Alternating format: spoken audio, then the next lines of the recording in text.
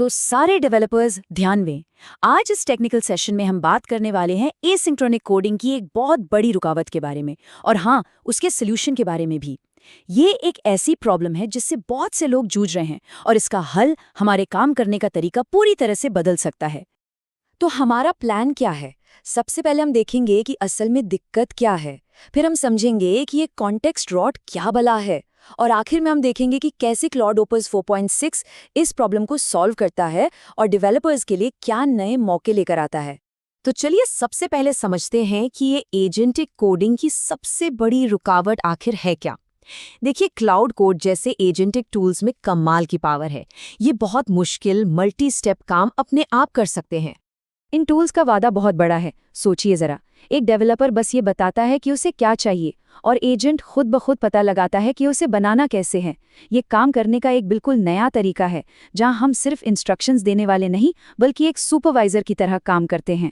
लेकिन यहीं से असली मुश्किल शुरू होती है। जैसा कि क्लॉड कोड के अपने डॉक्यूमेंट्स में लिखा है, कॉन्टेक्स्ट विंडो ही वो सबसे ज़रूरी चीज़ है जिसे मैनेज करना पड़ता है, और बस यही हमारी सबसे बड़ी प्रॉब्लम की जड़ है। ठीक है, तो चलिए अब सीधा मुद्दे पर आते हैं और समझते हैं इस प्रॉब्लम को, जिसका एक नाम है जो कई डेवलपर्स को सुना सुना सा लगेगा, कॉन्टेक्स्ट रॉट। तो ये कॉन्टेक्स्ट रॉट है क्या? देखिए, इसे ऐसे समझिए, जैसे जैसे आपकी बातचीत एआई के साथ लंबी होती जाती है, उसकी जो कॉन्टेक्स्ट विंडो है वो कोड, कमांड्स और आउटपुट से भर जाती है, और फिर एआई की परफॉर्मेंस गिरने लगती है। ये वो फ्रस्ट्रेटिंग मोमेंट है जब एजेंट शुरू के इंस्ट्रक्शंस को भूलने लगता है, गलतियां करने लगता है, और उसकी रिलायबिलिटी कम हो जाती है। अब इस प्रॉब्लम से बचने के लिए डेवलपर्स को क्या क्या नहीं करना पड़ता था। बार बार सेशन को क्लियर करना, बड़े कामों को छोटे छोटे टुकड़ों में तोड़ना, या फिर सब एजेंट्स का इस्तेमाल करना।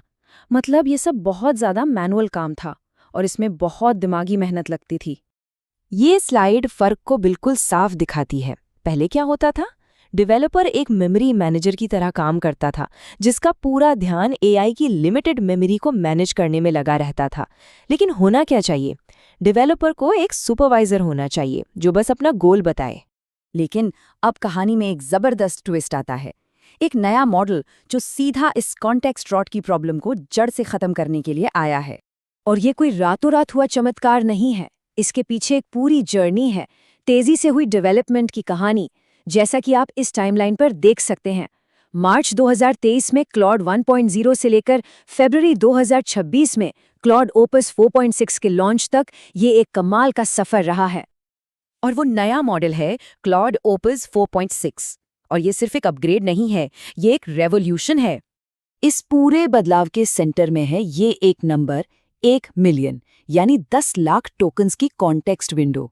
अब ये टोकन क्या है? समझे, ये एआई के लिए शब्द या कोड के छोटे छोटे हिस्से हैं, और 10 लाख टोकन्स की विंडो, ये तो मतलब गेम ही बदल देती है।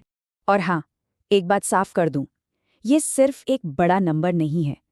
असली बात तो ये है कि ये परफॉर्मेंस में एक ऐसा सुधार है जो कॉन्टेक्स्ट रॉट की जड़ पर वार करता है।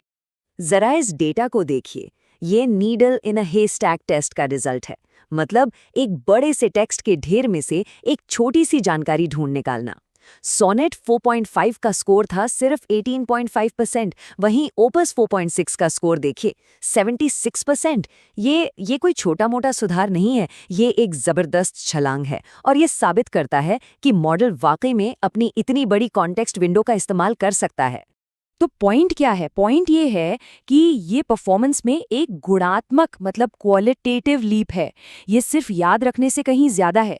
ये सही जानकारी को सही समय पर याद करने और इस्तेमाल करने की काबिलियत है। और इस 1 मिलियन टोकन विंडो को असल में काम का बनाने के लिए कुछ कमाल की टेक्नोलॉजी भी है, जैसे कॉन्टेक्स्ट कॉम्पैक्शन एपीआई, जो बातचीत को लगभग कभी न खत्म होने वाला बना देती है, एडेप्टिव थिंकिंग, जो मुश्किल प्रॉब्लम्स के लिए ज्यादा रिसोर्स देती है, और एफर्ट कंट्रोल्स, जो डेवलपर्स को कॉस्ट और परफॉर्मेंस को बैलेंस करने का कंट्रोल देते हैं। और ये सब सिर्फ थ्योरी नहीं है। सेंटिनल-1 के चीफ एआई ऑफिसर का ये कोट सुनिए। ये असल दुनिया में हो रहा है, जहां ये मॉडल एक सीनियर इंजीनियर की तरह प्लानिंग कर रहा है, सीख रहा है, और काम को आधे समय में पूरा कर रहा है। तो सवाल ये उठता है कि इन सब टेक्निकल बातों का एक डेवलपर के रोज के काम पर क्या असर होगा। देखिए, वर्कफ्लो अब कैसा हो गया है, अब छोटे छोटे टास्क देने की जरूरत नहीं। आप पूरा का पूरा मोनोरेपो इसमें डाल सकते हैं। एक ऐसा काम दे सकते हैं जो कई दिनों तक चले और आखिर में बस तैयार हुए पुल रिक्वेस्ट को रिव्यू करें। तो सबसे बड़ी बात, सबसे ज़रूरी बात यह है, अब हमारा काम एआई की मेमोरी को मैनेज करना नहीं रहा। हम एक माइक्रो मैनेजर से सुपरवाइजर बन गए हैं, एक ऐसे ऑटोनॉमस पार्टनर के जो लंबे समय तक हमारे साथ काम कर सकता है। और आखिर में मैं एक सवाल के साथ बात खत्म करना चाहूंगा। सोचिए, जब एक एजेंट के पास परफेक्ट मेमोरी हो, जब वो कुछ भी न भूले, तो हम उससे क्या कुछ नहीं बनवा सकते। इसकी संभावनाएं वाकई अनलिमिटेड हैं।